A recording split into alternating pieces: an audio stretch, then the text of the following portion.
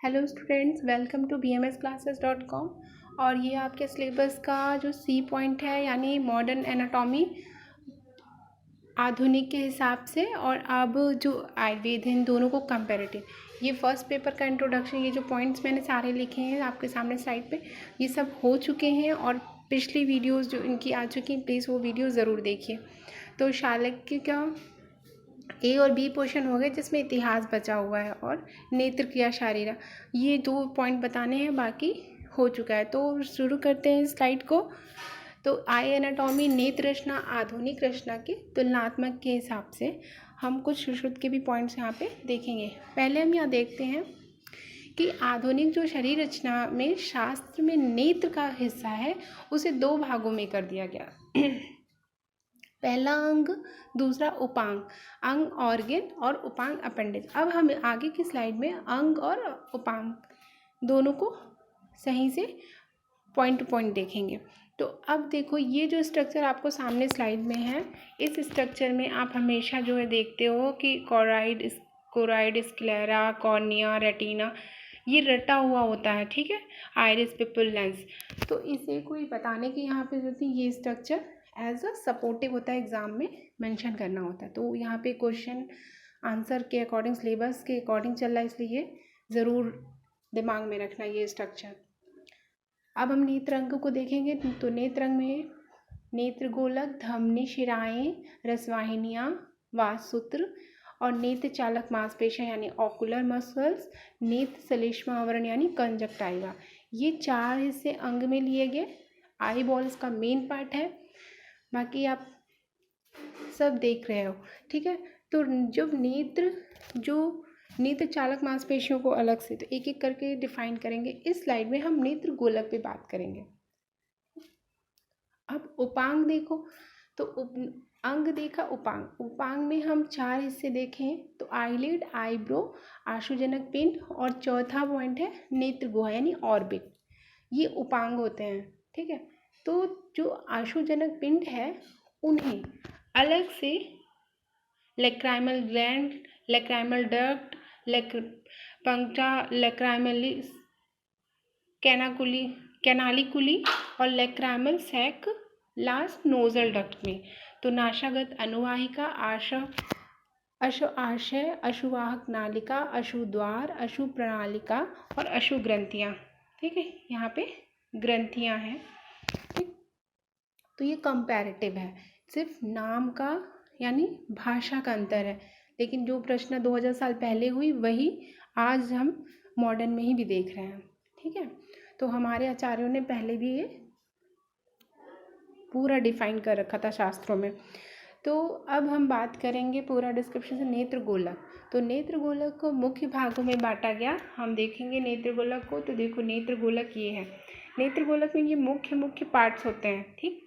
तो इस स्ट्रक्चर को इसलिए मैं दिखा रही हूँ कि जिससे दिमाग में रहे और ये ना लगे कि हम क्या पढ़ते हैं, बुद्ध क्या है, ये सब क्या है।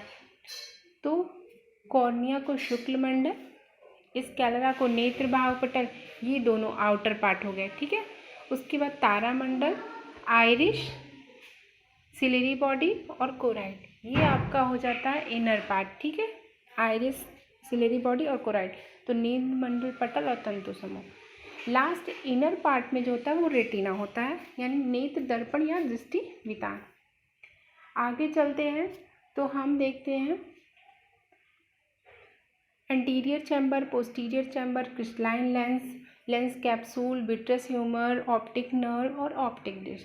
तो स्टूडेंट्स बहुत ईजी है। देखो, एंटीरियर चैम्बर पूर्व जल में रसखंड होता है, पश्चिम खंड जो होता है पोस्टीरियर चैम्बर होता है, दृष्टि मंडिका जो है होता है क्रिस्टलाइन लेंस है, लेंस कैप्सूल देखे तो दृष्टि मंडी आवरण है, विट्रस ह्यूमर देखे तो काच रूप रस सांद्र जल है, और लास्ट में ऑप्टिक नर्व यानी दृष्टि नाली और ऑप्टिक डिश यानी रस दर्शन नाड़ी सिरा। तो इसमें कोई कठिन नहीं है। इसी को इस स्ट्रक्चर से समझने की कोशिश करो। इस स्ट्रक्चर से आप फैमिलियर हो, आज से नहीं, जब से आपने स्टडी की होगी बायो की, तब से आप आई बॉल, तो इसलिए मैं बार बार वो रिपीट नहीं करूँगी, ठीक है। उसके बाद ये हिस्से से देखो, ये विट्रस और यहाँ पे एक हाइलाइट कैनाल आती है, उसके बाद आपका एंटीरियर चैम्बर है, ठीक, सिलेरी मसल्स है, सेंसरी लिगामेंट है, रेटिना, ये जो आपका पार्ट रेटिना, कोराइड और स्क्लेरा, ये तीनों मेन पार्ट है। फिर ऑप्टिक डिस्क और ऑप्टिक नर्व होता है, रेटिनल नर्व जाती है। तो इन स्ट्रक्चर से आप फैमिलियर हो। तो कंपेरेटिव हिस्ट्री में हम जब आगे का वो विट्रस, देखो यहाँ पे हमने विट्रस ह्यूमर देखा, ये एंटीरियर पार्ट यानी एक्वस ह्यूमर्स देखेंगे।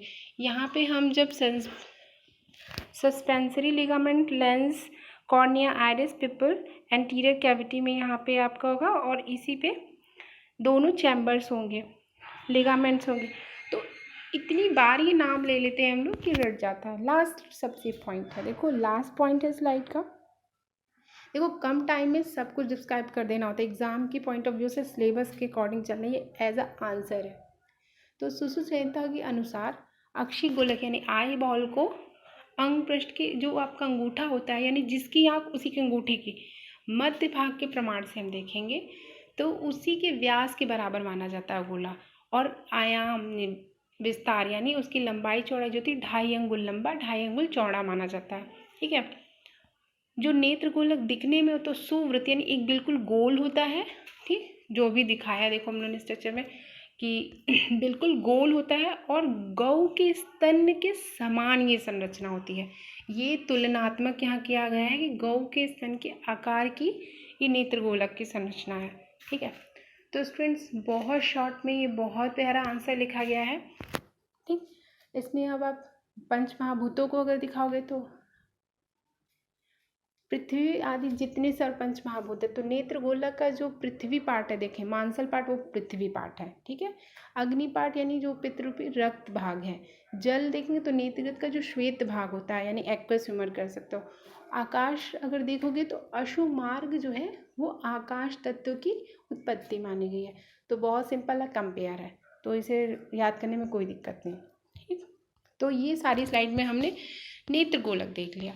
आगे की ऐसी स्लाइड फटाफट आपका आंसर क्लियर होगा, और आगे एक एक चीज़ें स्ट्रक्चर क्लियर करूँगी। तो बने रहिए इस चैनल पे, लाइक कीजिए, सब्सक्राइब कीजिए और शेयर कीजिए अपने फ्रेंड्स को, और अपने स्टडी को और भी ईजी कीजिए BMS क्लासेस के साथ।